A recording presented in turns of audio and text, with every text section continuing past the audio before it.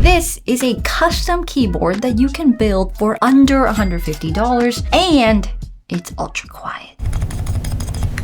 Nowadays, building a keyboard is easier and cheaper than ever. If you want a silent keyboard like this one and you're on a budget, it makes a lot of sense to build it yourself because it's hard to buy them pre-built. But mainly because Jake said that I've been typing too loud on my other keyboard and he wanted a reason for me to switch to a silent keyboard, so I got him to build it. So if you see his hairy hands, they're his hands, not mine, just so you know. So before you build a keyboard, you have to do the funnest part. You pick out all the parts. For the actual keyboard kit, I opted for the Leobog Hi75. I've gotten a million comments begging me to check this thing out, and I'm finally doing it. The price of this kit shocked me.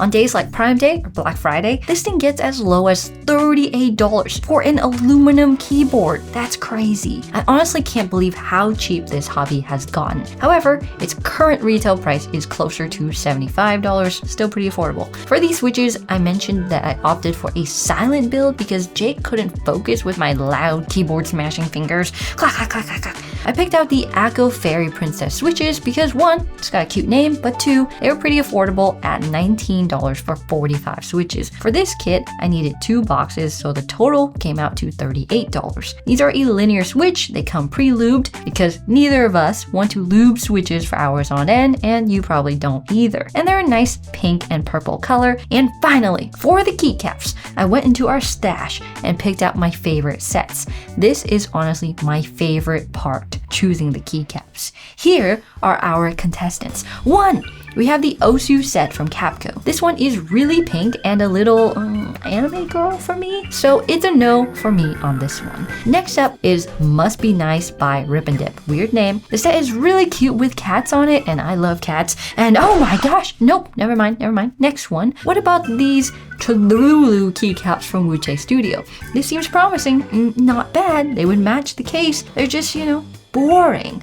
Ooh, yeah. What about these Lord of the Rings keycaps from Drop? This seems fun. Let's open them up, and they're a little on the green side. And I don't speak Elven, so I think it's go next. Very cool, but I'm not feeling it right now. And finally, ooh, what's this? Button Wonderland by Akko? That sounds magical and cute. Ooh, these are cute. I don't think they would match the case or the shape, and the shape of them is just weird, but dear God, I need this on my keyboard. Button Wonderland it is. These are about $40 on Amazon, so in total, we're looking at $38 for the switches, $40 for the keycaps, and $38 for the kit, if you can snag it on a sale. So the total is, drumroll please, $118? No way, that's way under my budget of $150. That's awesome. Let's build this thing. So the Hi75 comes in a pretty normal box along with a really smushed cable.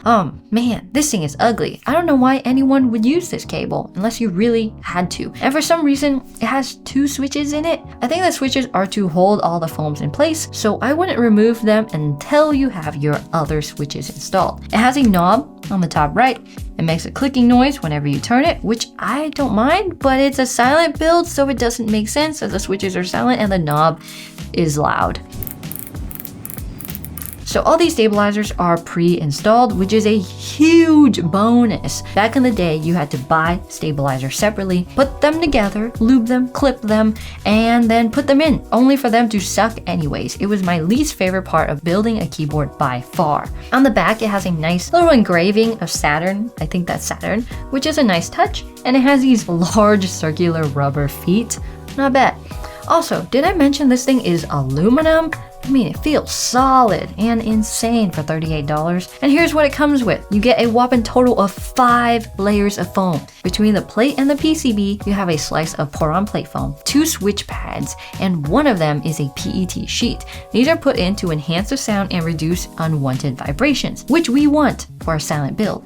And then under the PCB, you have another sheet of pour-on foam to help fill the space and reduce any further noises as well. Bonus. The plate is super flexible, it's full of flex cuts, and it makes the typing experience softer, but also absorbs more sound. and the gaskets are attached to the plate.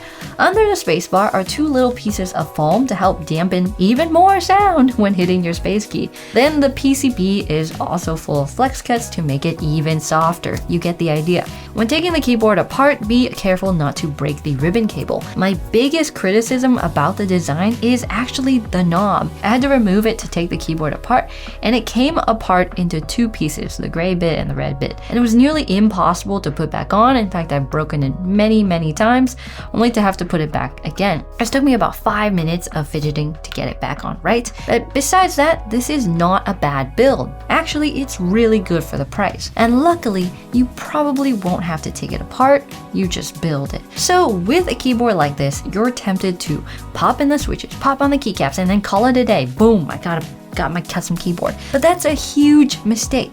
You can end up doing 3 times the work if you don't follow these simple steps. So the first thing you want to do when you get your keyboard is to plug it in. You want to make sure it works and all the lights turn on, and that lets us know that power is reaching every part of the PCB properly. If you have any issues, I recommend contacting support or returning it for a new one. Next, let's grab a couple of our switches and put them into the larger keys with stabilizers. This is to check that they're working properly and if they need to be modded at all. So we're checking for a mushy feeling or an unevenness or a rattly sound or anything that feels off. And honestly, these came really good out of the box. If I had a normal switch, I would probably add a little bit of lube with a syringe, but for silent switches, I don't have to do anything. I mean, my husband doesn't have to do anything.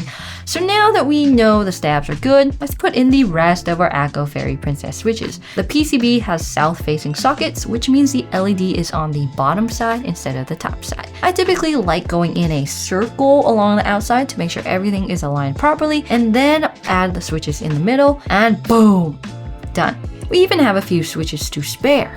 Wait a second. What are these two Leobog switches still doing here? Let's take those out and pop back in the Fairy Princess switches. Now, before adding the keycaps, we need to do another step. We need to check if all of our keys are working properly. We're going to download a software called Switch Hitter or go to VIA or whatever switch testing software that you really like. It's gonna let us test the PCB and if our switches are in properly. So once it's open, you press all of your keys.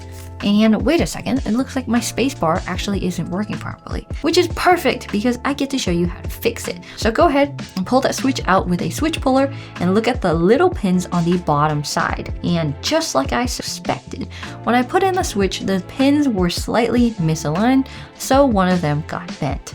If you have tweezers or a pair of pliers, you can straighten that pin out and then put it back in, or if not, just use your spare switches, put it back in, and it's working.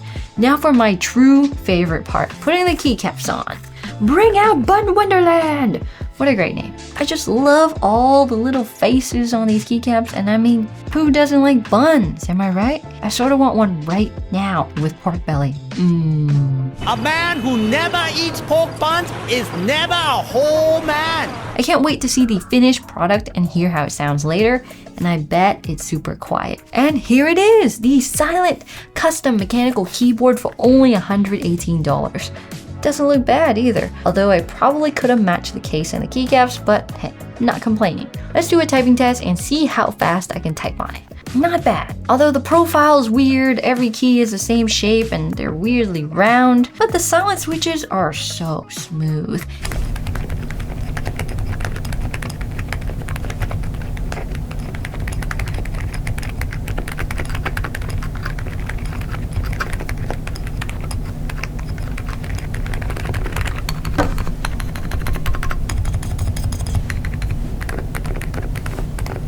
Thanks for watching, and check out this video on my favorite keyboards of 2024. See ya!